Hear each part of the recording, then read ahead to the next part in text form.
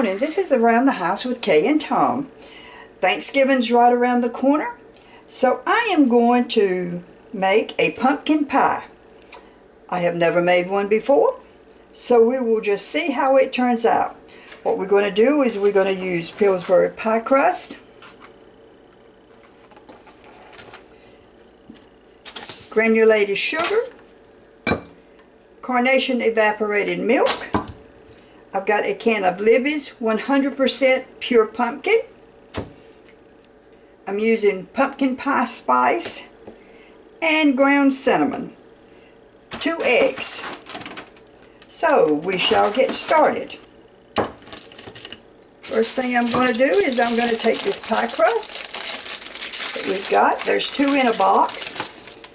And we're going to put it in this dish. I have a 9-inch Pyrex dish. Sort of mash it to the Pyrex. I was reading up on pie crust, and I know that I've even seen my mother do it, but she always made her own pie crust. As if she had any hanging over, she would take a knife and go around and cut it off. But I was reading up on that, and it was saying not to do that, to just let it stay up until you get your filling in it, because sometimes your filling may go up just a little bit high. There's not going to be much left about this anyway. You know, pie crust is always the best part about a pie to me. So we're just going to crunch that up a little bit. It doesn't have to be perfect, and it doesn't have to look like so professional. There we go. And I'm going to set that aside right now, and we're going to get all our ingredients together. So what you do is you mix your sugar. You're going to have a teaspoonful of pumpkin pie spice. Now it did say that you didn't have to use pumpkin pie spice, but you just use your cinnamon and whatever else you wanted to make it. That is, for me, pumpkin pie should have pumpkin pie spice to it.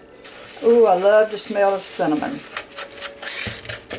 And as what I was saying about the spices, I'm using pumpkin pie spice, but it does say that you can add, if you don't want to use the pumpkin pie spice, you can use cinnamon, ginger, nutmeg, and cloves to make your spice. But I'm just doing it with the pumpkin pie spice.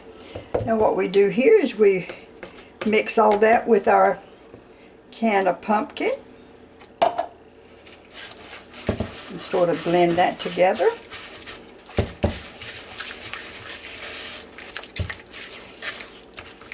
And that's just the pumpkin pie spice and the cinnamon, your sugar, and your can of pumpkin.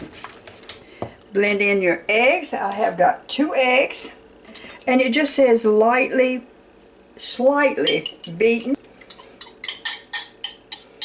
And again, this is Around the House with Kay and Tom. Getting ready for the holidays.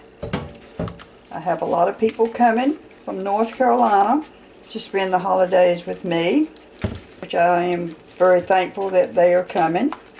My first holiday without Tom. Okay, we've got the eggs in there, and we're going to do milk.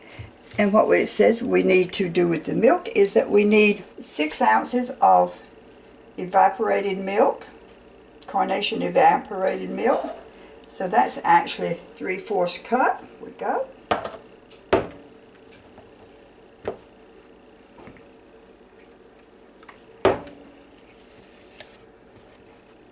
And it says we need, 1 1/4 cup of just whole milk. So we're going to stir all of this together and just make sure you get it blended real good.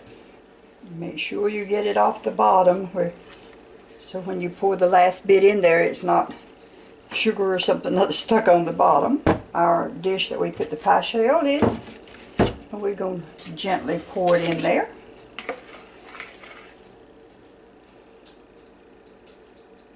And I really think I should have used my deep dish. I don't think this is going to hold it all. Okay, I probably like just a little bit pouring it all in there. I should probably have put it in a deep dish, but it did not say that. So what I'm going to do now is I'm going to put it in the oven. I've got my oven on 450. I'm going to put it in the oven for 15 minutes. I'm sorry, 425 for 15 minutes. And then after that, you cut your oven down to 350 and let it bake for about 35 minutes. And then it says that what you need to do is it should be where you can take a knife and insert it halfway between the center and the outside. And if it comes out clean, that means it's done. You don't want to overcook it. So we're going to put it in our oven. And let's see if I can get it in there without spilling.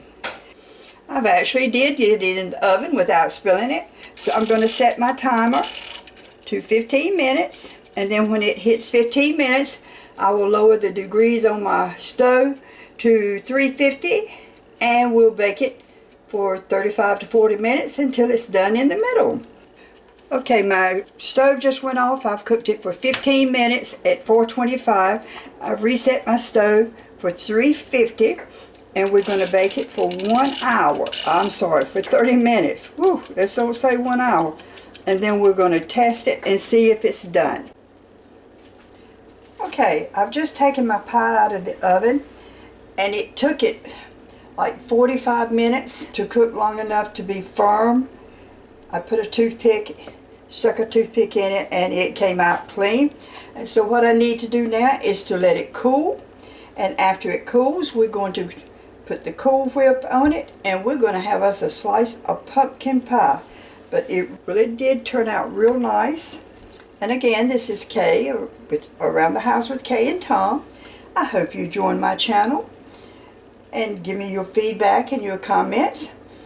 And like I say, this was an easy thing to do. I would have used a deep dish Pyrex dish because I had a little bit left over that I couldn't pour into there. It's so full. I think it turned out quite well, especially for my first pumpkin pie I have ever made. Really did turn out real nice. And again, this is Kay with Around the House with Kay and Tom. I hope you join my channel and give me your feedback and your comments. And again, Around the House with Kay and Tom. My pie has cooled a little, and I'm going to cut and just see what we've got.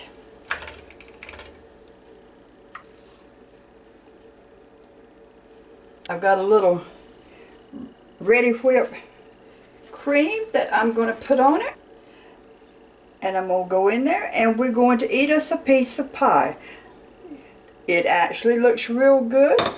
And like I say, it actually stayed together.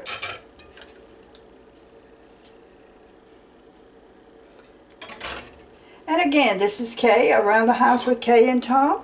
And we're going to eat us a slice of pumpkin pie. Thank you for watching my channel.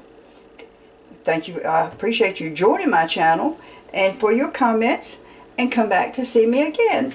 Have a good afternoon. Bye.